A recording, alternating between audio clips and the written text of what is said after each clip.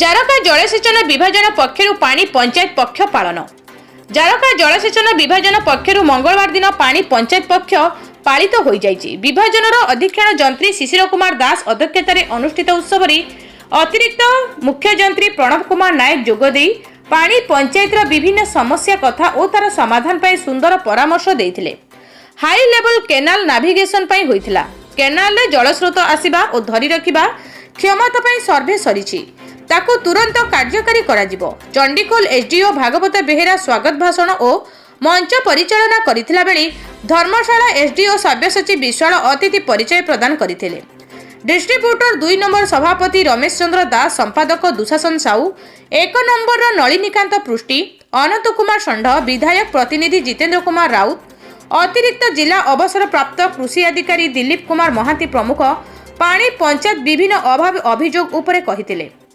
2ଟି ନିର୍ବାଚନ ମଣ୍ଡଳୀରେ ମୋଟ 22ଟି ପାଣି ପଞ୍ଚାୟତ ରହିଛି। ଏକତ୍ରିତ ହୋଇ କାମ ହେଉଥିବାରୁ ରାଜ୍ୟରେ ସଫଳ ହୋଇ ବିଭାଜନ ପୁରସ୍କୃତ ହୋଇଥିଲା।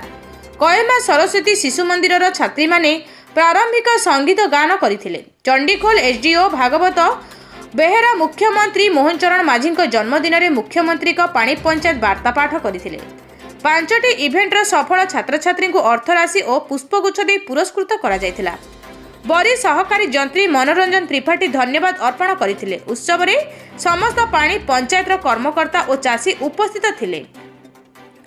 ବିଭାଜନର କର୍ମଚାରୀ ମଞ୍ଚ ପରିଚାଳନା ସହଯୋଗ କରିଥିଲେ।